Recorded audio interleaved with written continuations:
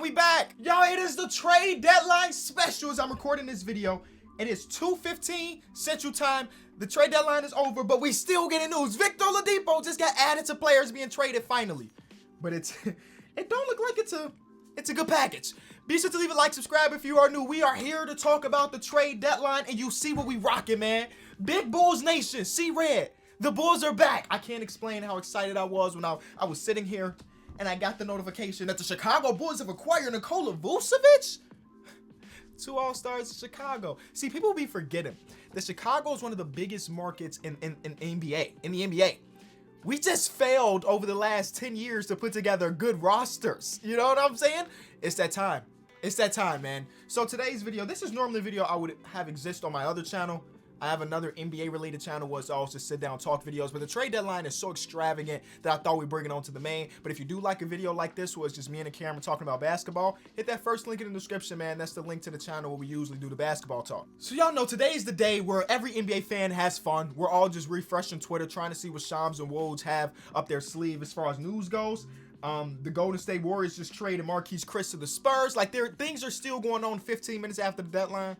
It's always been a bit fishy. That I remember when I was a sophomore in high school, I was refreshing my phone, looking at the trade deadline. This is the year that we had that big old trade with point guards, Isaiah Thomas, I think Goran Dragic. A lot of different trades happened, but it was like 30 minutes after the trade deadline. And the reason that is significant, because I was trying to make trades in my fantasy team. None of that's really relevant. Today we're really talking about the trades. Can you tell that I'm excited? So let's start off talking about the biggest trade, of course, the Nikola Vucevic trade. The Bulls gave up Wendell Carter, 2 first-round picks, and Otto Porter to give back Vucevic and Al-Farouq Aminu. Those 2 first-round picks are top 4 protected from everything I can tell, 2021 and 2023. Like I mentioned, man, I'm super excited. It's been a minute since the Bulls have been relevant, and been a minute since the Bulls have been competent enough to fight for a playoff spot. After I showed my excitement on Twitter, I did get a lot of people saying, like, Kenny, that's a lot to give up for a playoff appearance, because at the end of the day, let's be honest, Zach LaVine and Vucevic aren't making us championship contenders, but we should be able to get into the playoffs. And as of right now, we've been so far out of the playoffs, I'm okay with just having a playoff berth. You know, we have 2 all-star caliber players right now. We have Patrick Williams, who I am a firm believer is going to progress into be a great player in the league. So yes, it's a trade where this year gets us into the playoffs, but next year we can be a top 4 seed. Then the year after that, we could be something. You know what I'm saying? This is a trade for the now, but also for the future, because though Vucevic is 30 years old, the man has done nothing but get better every single season, and now he gets to come to a big-time market where people can care about him a little bit more, and well, the Bulls should be able to make the playoffs. Now, the thing I don't like about the Bulls off season, the Bulls just traded for Daniel Theis. Live, baby. A trade for Daniel Theis. Okay. Well, what I was gonna say is what I don't like about our trade deadline is that we didn't get the biggest hole, and that is like big defenders, a guy that can defend the paint. Daniel Theis does help with that a bit. And we were really in the Lonzo Ball sweepstakes, but nobody got Lonzo. If we were able to pull off that final trade to get Lonzo Ball, everything would have been amazing. This would have been the best trade deadline ever. I can still walk away from this as a Bulls fan and be super excited for everything to happen. But let's look at the other side of the coin, because the Orlando Magic had a fire sale, and I mean that. They traded away Vucevic, they traded away Evan Fournier, they traded away Aaron Gordon. They were gonna trade away Terrence Ross, but that didn't happen. Daniel Theis is on my team now. Sheesh. Terrence Ross was tweeting pictures of I'm the captain now. Like, it's his team, at least until John Isaac and Markelle Fultz get back. So people are saying that the Orlando Magic get this fire sale in every single trade they got fleeced. And you know what? I don't necessarily think so.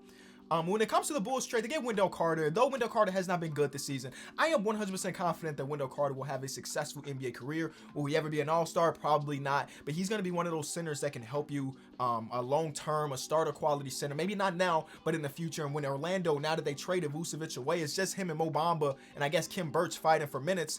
He's going to get an opportunity to grow. They got Otto Porter, who will just be there for the rest of the season. And those 2 first-round picks, man, they said that they wanted a Drew Holiday-like package to get away Vucevic, and I think that's what they got. Now, some of the other trades are a bit iffy. The Evan Fournier for 2 second-round picks feels like an extreme underpay. Shout out to Danny Ainge. I've been very critical of Danny Ainge in the past about how trades that he could have pulled off or could have done this. They get Evan Fournier, which at the end of the day helps their overall depth, because they didn't really have that much. Evan Fournier is averaging about 20 points per game this year. He can shoot. He can create for himself. He does help them a lot, and I kind of like this because it was rumored that they would be willing to give up Marcus Smart in an Aaron Gordon, Evan Fournier deal, and that didn't happen. I'm sure we'll get more news about that as it comes out, but I think the Celtics walk away with this and be happy with what they got. But it doesn't push them to the contender that maybe they wanted to be at the beginning of the season, if you ask me, but they only gave up 2 second-round picks to give it a shot, so it's not that big of a deal. The Aaron Gordon trade to the Denver Nuggets is actually something I predicted to my homie Mike. I was like, Aaron Gordon will get traded for Gary Harris, RJ Hampton, and a first, and that's exactly what they traded him for. I put together the perfect trade in the Xbox party, just me being me. So I think that trade helps the Denver Nuggets a ton. I mean, they lost out on Jeremy Grant, and if you look at them so far this season, they are still missing that bigger wing defender that can also guard a little bit of 3, also guard a little bit of 4 of what Jeremy Grant provided from the last season, because Paul Millsap is older in age. I don't trust Paul Millsap guarding LeBron in the playoff series. I don't know if I trust Aaron Gordon, but I trust him more than I trusted Paul Millsap. So they upgrade. I think I said this before on my other channels, that I am a firm believer that Aaron Gordon still has a lot left in the tank, a lot more potential to be shown, and Denver might be the perfect spot for that because they're not asking too much for him. He can come in and play his game. He'll be getting so many opportunities to just cut back door and dunk on people. I know he's way more than that, but when you have Nikola Jokic as your playmaker, you're going to get a lot of opportunities to make big-time plays, and I think he overall helps their playoff depth. They gave up RJ Hampton, who I really do like, and that's why I don't hate this trade for the Orlando Magic either, because RJ Hampton has potential to be pretty solid in this league as well.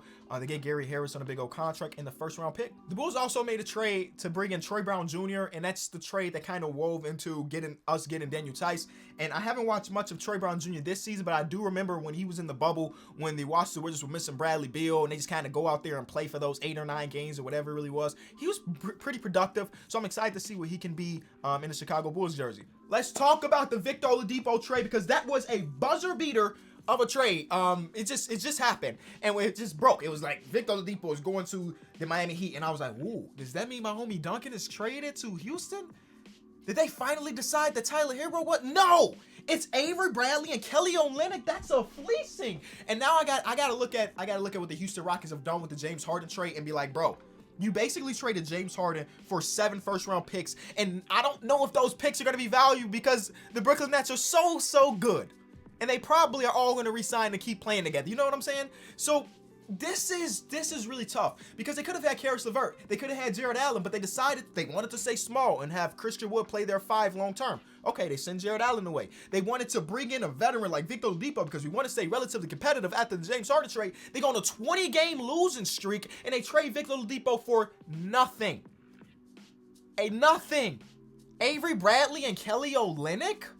Come on, bro. Miami should be dancing in the streets. They should be dancing in the streets because that's the place that Victor Oladipo wanted to be. I am pretty confident, unless something go crazy, haywire, him and Jimmy Butler don't get along, I'm pretty sure you're going to be able to re-sign him this offseason. So you traded away 2 players at the end of the day weren't in your long-term plans to get a guy that fits the culture to a T. To a T. Victor Oladipo in Miami makes Miami more scary, especially since they didn't have to give up any real rotational players. Kelly Olynyk was starting games, but let's be honest. Every Heat fan in existence is completely okay with giving up Kelly Olynyk.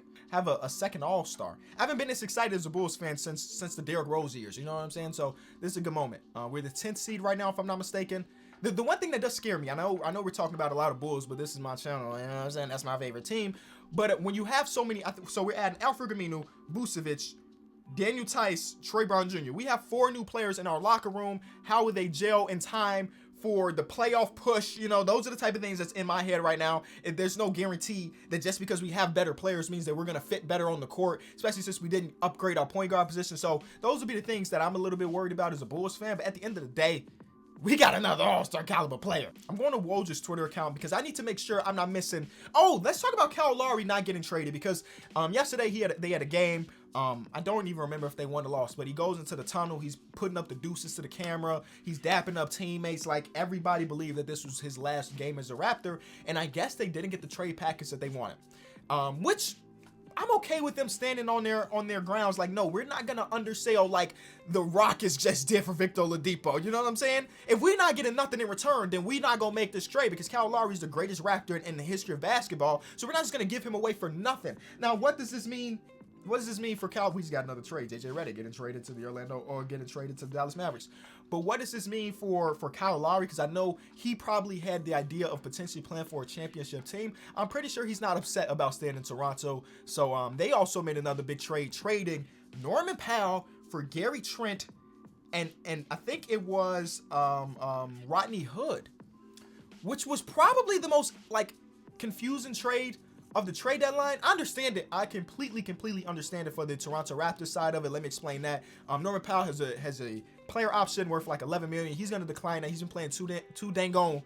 I forgot what channel we on. Good to just take $11 million. He's gonna get paid. So instead, they got another guy who, yes, they will have to pay in Gary Trent, but he fits the timeline of OG Anunoby, a Pascal Siakam a little bit more than what Norman Powell did. So I understand them making that trade, and Gary Trent has continued to get better from the bubble to now. So I understand why they do that. But from the Trailblazers side, I guess it's just like, hey, Norman Powell's better than Gary Trent right now. Yes, we will have to pay him, but Gary Trent's not better than Norman Powell, so we'll take the better player. It is a bit weird, and even on my timeline, I follow some Trailblazer fans. They don't really understand it either.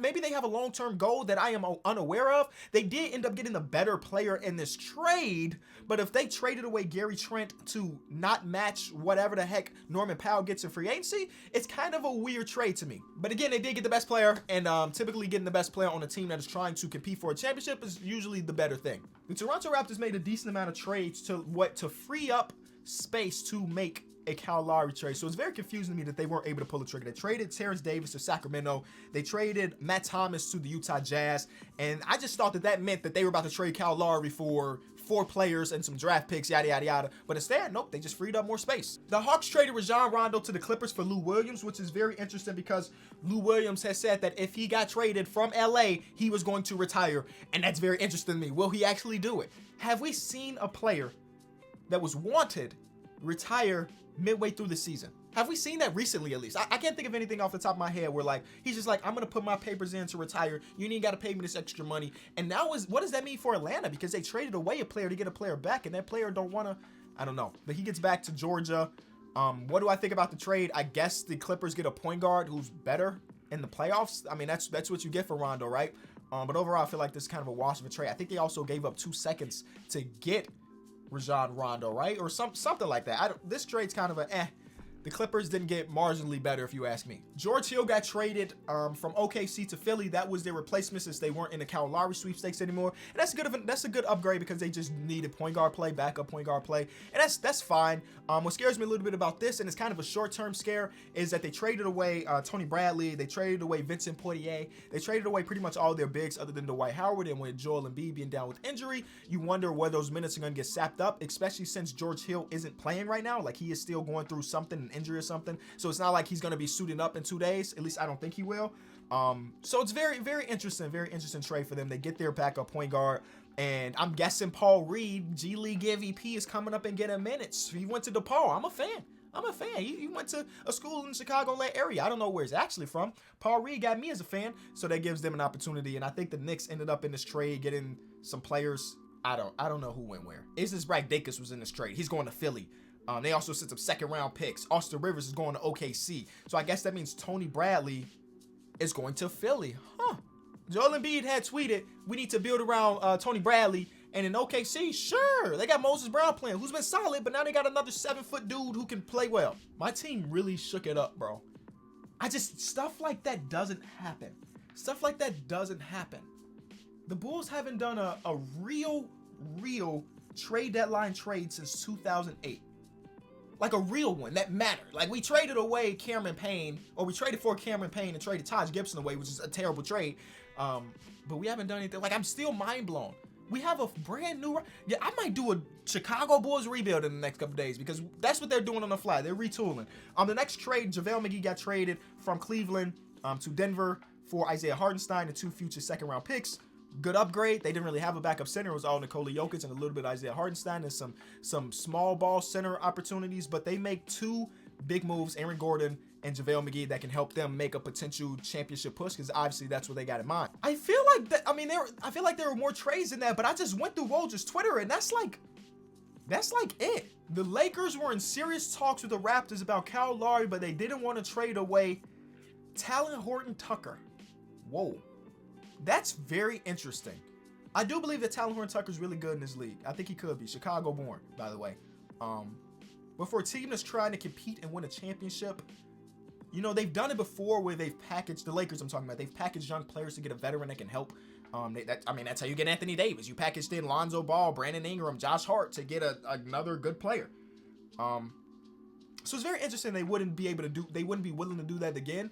Maybe they believe that Tyler Horton-Tucker is the next generation of stars with Anthony Davis.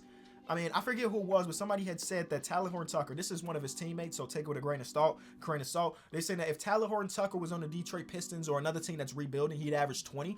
But Kyle Lowry would seriously make them already. The Lakers are contenders. I mean, it's the Lakers. Would take them from like just really good contenders to another level, especially if you got to match up against the Brooklyn Nets in the finals.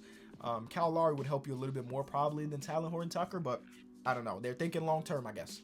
LaMarcus Aldridge just got bought out as we're speaking, and I was excited to see the Spurs potentially make a deal. But they never do in-season trades. They just never do. DeMar DeRozan was rumored to be here and there, but none of it really happened. And yeah, who is the biggest loser of the trade deadline? Losers. I mean, Houston. Right, Houston. Biggest loser of the season. I'm sorry, Houston Rockets fans. You know what? Because there are players on your team that I really, really like.